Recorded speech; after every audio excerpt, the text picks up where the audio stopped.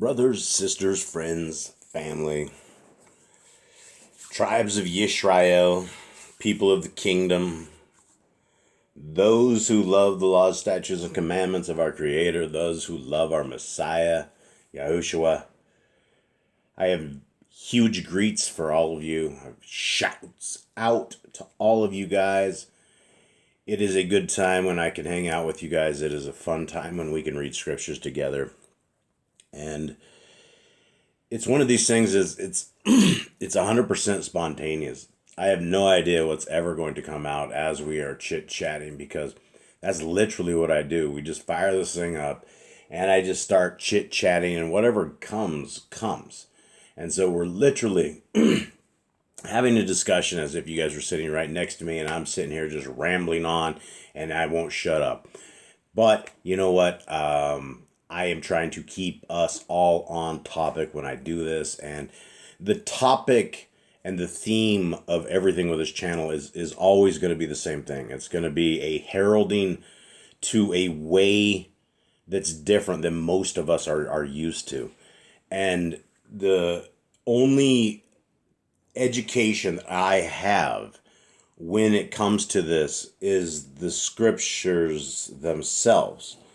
And when you read them as a technical manual for life, very slowly, understanding that what we've been taught about their value being nothing is actually quite the opposite. And as you start reading through these beautiful ways and these beautiful laws and these beautiful precepts and these beautiful instructions, that all of a sudden things get real. You start to realize that, hey, you know what? We weren't just some kicked off to the curb into the middle of a spinning ball in the middle of galaxies.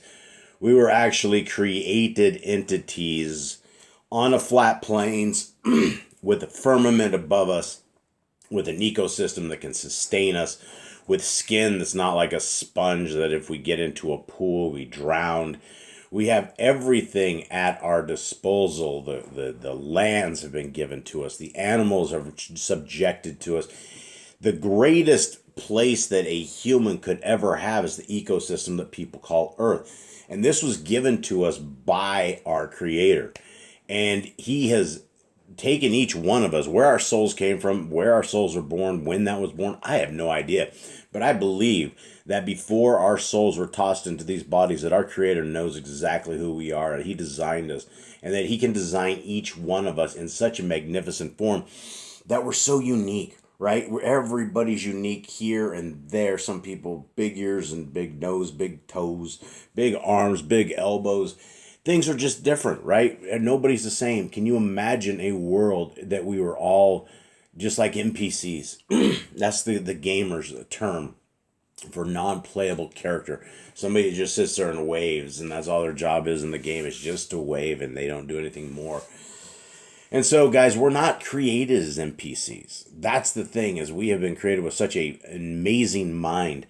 And I will tell you some of the cool stuff I'm working on right now. And I know a lot of you guys out there are very, very, very much tripped up over AI. A lot of people think this is the end of the end, and very much there's a lot of aspects of the end, and technology always has something to do with it. But if you believe that AI is the entities or some sort of demons or some sort of like spiritual force, it's not. What it is a giant, large set of data that is fed into what they call a neural network, into a neural link network that is an artificial intelligence brain. And that brain is able to decipher if a cat is a cat and a dog's a dog and all of these other things. And it is actually very, very intricate. It is very, very complex, but it is all software code. It is things that man have made that coded up, and it's not the entities of darkness. Is AI nefarious? Absolutely. Anything with technology in the aspects that they're trying to use it is a dangerous thing. It's all dangerous. But so are the end times. So are the world that we are living into. When you look at things like our food supply, what's being dropped over our heads, the environment that's all around us. They've engineered everything to make us very, very sick. And so I'm getting way off in the weeds, but going back to this artificial neural network and the complexity of it, as I'm studying and as I'm bringing some of these databases to life, it's not even a database. They're not really, they're LLMs is what they're called, large language models. And as I am looking at them and observing them, and just last week, there's an AI system that came out of China that basically decimated all this chat GPT, all this AI stuff that they spent all this money that they've spent tremendous amounts of resources, and Donald Trump going into this $500 billion Stargate thing with all the AI. This little guy, this little tiny, is like 4 or 5 guys over in China, put out a mathematical AI open source, which means all of the code is available for everybody to look at and inspect, along with large language models all the way down from the bottom to the top. Now, I'm telling you this because I don't think people should fear the AI stuff. The AI governance is coming, right? Expect a world where they get rid of a tremendous amount of jobs. We're already here. We're already there. They have already done that. They've been doing this. And as this technology gets better, people are going to have a very, very hard time adapting. But there's nothing that can be done, and it's not the demons that are doing it.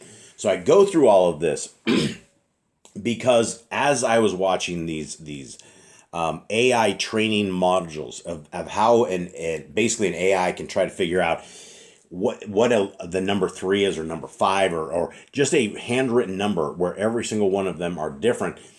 And they were comparing it to the human brain, to where the human brain can see 15 different variations of the number 5, right? All in different ways. You know, everybody writes a 5 a little bit different, and the human mind instantly picks that up. And they were talking about how amazing the human brain is compared to the world of AI that we are in.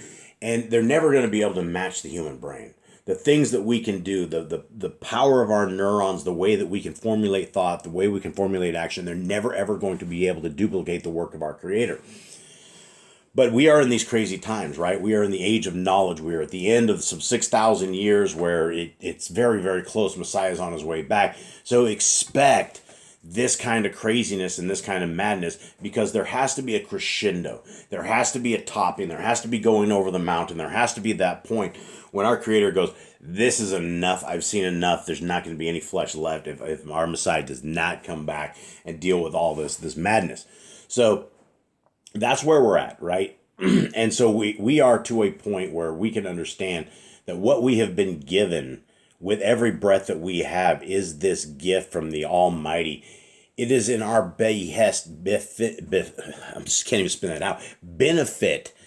How do I say that? Behest, benefit. I don't even know if that's right. It is in our benefit to get with our Creator, align our lives, our cycles, our world, our families, our desires to the Scriptures. And how do we do that? Well, number one, we start reading about it. We start caring about it. You start looking from page 1, and you read the Torah at least 5 times. You read it 5 times slowly. If you have a family, read it as a family at night. That's an absolute. Make sure you guys are always getting everybody, break them off their TVs, break them out of whatever cool stuff they're doing. Bring everybody to the living room, and everybody have a family time, and you guys read through a chapter a night and see exactly what that does. Start off with some prayers, read your scriptures, pray as you guys go to bed, give everybody a hug, and send everybody off. It will be a good system and a good pattern. So that's how we align ourselves with the kingdom, right? We care about His laws, statutes, and commandments. And then what we do is we continue on in this path, and we look and we benefit the kingdom. The kingdom must be part of our beneficial workings of our day-to-day lives. Are we loving our neighbor as ourselves? Are we doing the work of our Creator? Or are we doing something else? So let's get into it, guys. I've already rambled way too much as it is. Look at that. 9 minutes in. I am so rambling here. But you guys hopefully learn something. Don't fear this stuff. Just watch, because our Messiah is probably on his way soon. Okay, this takes me into Yah Scriptures. And guys, Yah Scriptures is available free of charge. You guys can go to yahscriptures.com and you can download. We are in the book of Khalidi, the book of the Nazarene. And this is the big blue book that we were just looking at for the 9 minute ramble. This is what the inside of that book looks like. These are all the books with their Hebrew names as well as their English names, and also all of the Apocrypha. And so you will find in this book 103 books. And these right here, this is the real meat and potatoes of this particular book, because these are all the books that the people, the powers that be, did not want you to ever see. And why they've been ripped out of scriptures, why they were in the canon before, they were actually in the scriptures before. Throughout time, lots of different people, all times, were sniping books here and there. Catholics were sniping some, Protestants were sniping some. It didn't jive with what everybody thought. And it definitely doesn't jive with the whole round earth and NASA spin all the time, right? And so these are the Apocrypha. And so from here, this is a free program that you guys, anybody that has a Google tablet, Google phone, anything that is Google, you can download this at yahscriptures.com under the downloads. And we don't sell this, it's absolutely free, but if we did, it would be worth a lot, because it is an amazing book. And I've paid a lot more for stuff far less, and this has a Paleo Hebrew.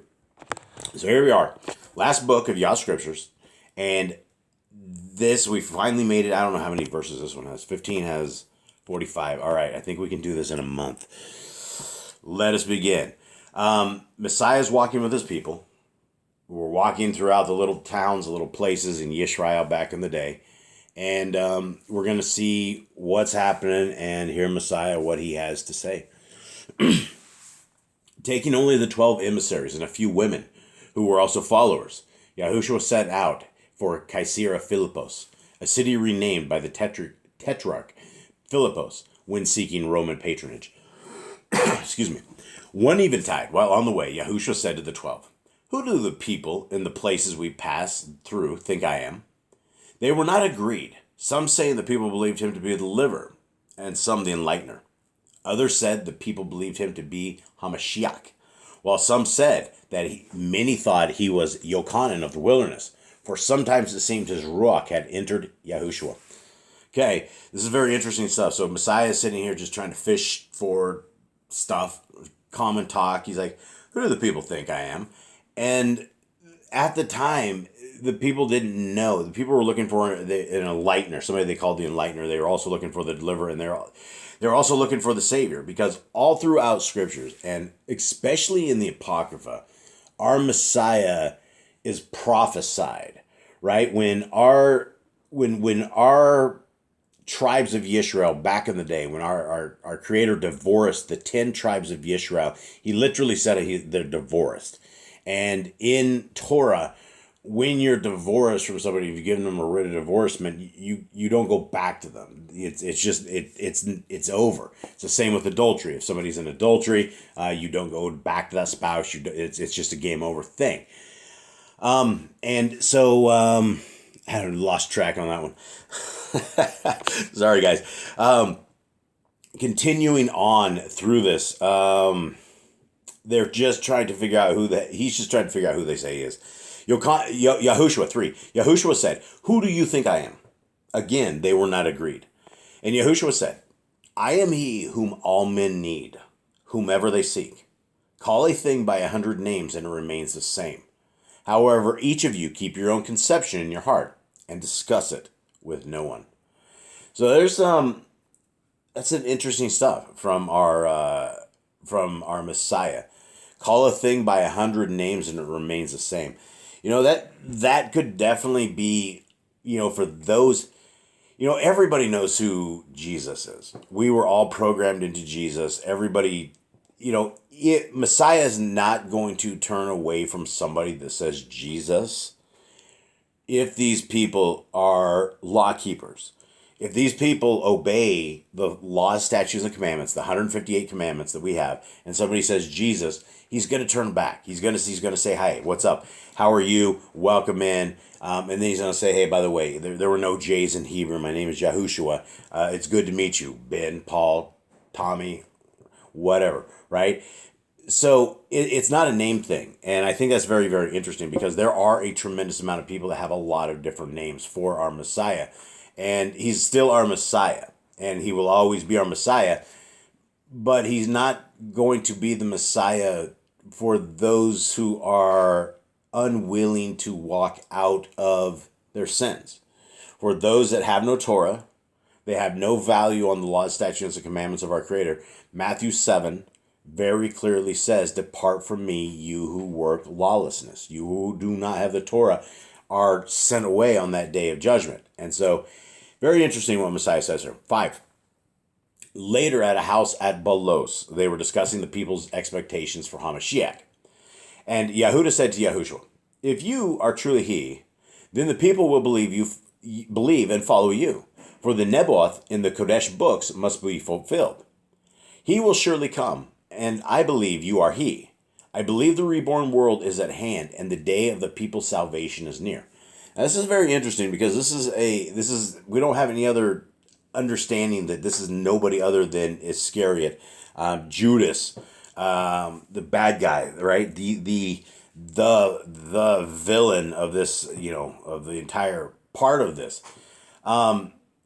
It's interesting that he says this, right? He says that he thinks that's him, but yet whatever devils and demons gets into this dude very, very shortly, he decides that whatever he thought at this point is not true, or he's a liar at this point, and he really doesn't. He's just sitting here, pretending that Messiah is the one.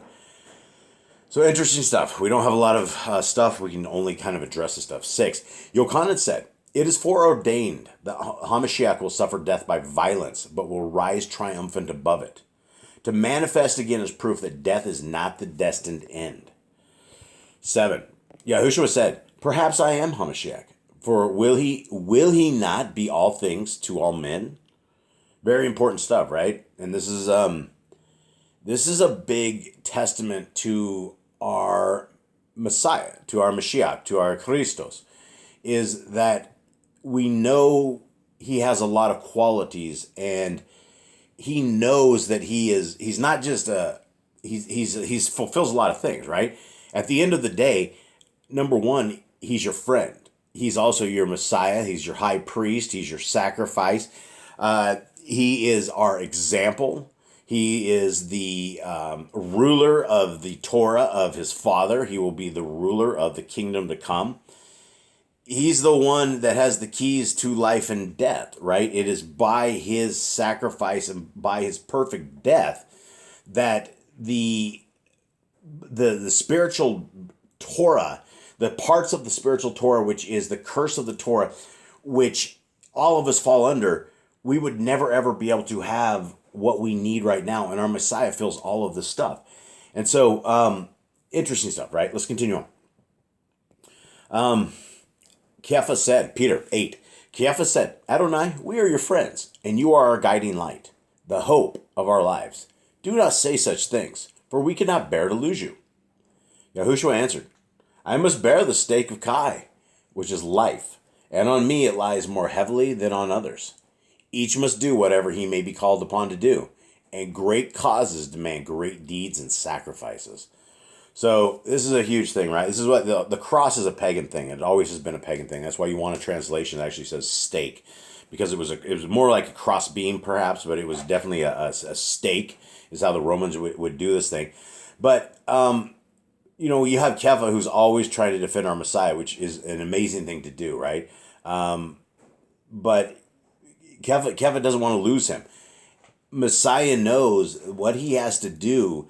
It lies more heavily than on others, right? Any one of us can take a shot. Any one of us can can die. Any one of us can lose our last breath.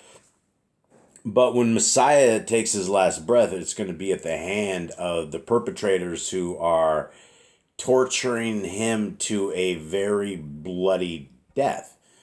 And so without our Messiah, without his resolve, without his dad's commands for him to have to do this, we're doomed. We're not making it. It's not looking good for us. We need something more. We need our Messiah. And so Messiah knew this. He knew all this. And it's crazy, hearing him speak like this. 10. Then he said to Kepha, "Do not be so blinded by worldliness that you cannot believe the Ruach can rise above the claims of the flesh. If you are, then it would be better for you to come no further." Tough stuff for Kepha, right? Tough stuff for us. Okay, same word that went to Kepha is Peter is the same one that comes to us. Don't be so blinded by worldliness that you cannot believe the Ruach can rise above the claims of the flesh, right? We live in a physical world with a spiritual attribute to everything that goes on. What happens above happens below. And that's the motto of the occultists, as above, so below, because they know that there's a spiritual realm where a lot of stuff happened. And we need to understand that there are messengers that have probably saved our lives more times than we ever know from darkness or doom or things that are in that spiritual field and places we've been. And so our Creator's great. Our Creator is amazing. The stuff He creates, the way He builds stuff, the protection He gives us. It is very honorable to fight on the Team Yahuwah and Team Yahushua. It is an amazing team with amazing power. It would be ridiculous, to go against the biggest dog in the field. It's not a good idea. Continuing on, and I might have gone too far. Nope, 21, we did it. Okay, 11. To the others he said, do not view these things as men do, but see them through the eyes of Yahuwah. Very important things, right? The kingdom realm is not as the humans know things and as we understand things. It's going to be a lot different. Pray that we can all be accepted into this kingdom. We are found worthy at this. And it looks like Messiah is going into this big thing. And at this point, I think I'm going to roll through this, guys. I hope that you guys have a wonderful day. I hope your week is absolutely rocking and rolling. I hope you guys are just really doing well. Thank you guys so much for being a part of this. I guess let's end right here on Deuteronomy 6:4-9, and it's actually a command. It's Shema, O Yisrael, and it's actually not just here. It's actually hear and obey. And guys, all of us could be considered Yisrael if you are willing to obey the laws, statutes, and commandments of our Creator, which are beautiful, good, fully amazing for this time, for this generation, for all generations, for all times after these generations. It's really, really good. Well, this is for you. If you want to be a part of Yisrael, then these are the words to you. Yahuwah our Elohim. Yahuwah is one. And you shall love Yahuwah your Elohim with all your heart, and with all your being, and with all your might. And these words which I am commanding you today shall be in your heart, and you shall impress them upon your children, and shall speak of them when you sit in your house, and when you walk by the way, and when you lie down, and when you rise up, and shall bind them as a sign upon your hand, and they shall be as frontlets between your eyes. And you shall write them on the doorposts of your house and on your gates. Now, guys, does anywhere in here ever sound like the laws, statutes, and commandments of what He's commanding us today are somehow tossed in the trash, nailed to the cross, put upon Messiah? People literally say Jesus died to fulfill the law. So the law doesn't have to be followed anymore, so we can just be raging rebels of sin, just sin-filled raging rebels, willing to do anything, right? Nope, that's not us, guys. The kingdom people, we love Torah commands, and these are Torah commands, right? I've zipped through these before, so let's just do the wheel of commands, and let's start right here. Keep the feast of Sukkot. These are beautiful, beautiful commands, right? If you blaspheme in the name of Yahuwah, you shall be put to death. Hollywood should be literally put to death. They have this and all these kind of things. In fact, blasphemy in the name of Yahuwah is simply taking the name of Yahuwah out of your scriptures. If you have if the scriptures that has the word God or Lord and all these pagan things, it's time to get rid of these. It's time to get rid of the pagan influenced scriptures that we have and get back to as close to the possible way as we can. Repay injury for injury, honor the Jubilee, the Yovel, a year. Confess our sins to Yahuwah and repay who we've trespassed against. Think about that. Telling Yahuwah, you know what, we've kept anger in our hearts. We've done this evil stuff for all these years. You know what? I know we're the people of the kingdom are very different people, right? We've figured out our issues. We're dealing with them, and we are repaying those we trespassed against. So, guys, these are all great laws. These are all the amazing laws that all of us can keep today. We love Yahweh with all our heart. We can not tempt him. We can do what is right and good in the sight of Yahweh, right? We don't want to be doing what is right and good in the sight of Paul, right? Paul would never ever say it's okay to eat pig. He would never ever say that. I promise you, on everything that I have, Paul would never ever ever let you sit across the table and eat pig. And he would not say, "Oh, don't judge them on what they eat and stuff." He would say, "Turn from your wicked ways, guys. You've totally misunderstood me. This is not what I'm saying." So, guys, with that, I hope you guys have a wonderful day. Much love to all of you. I'm out.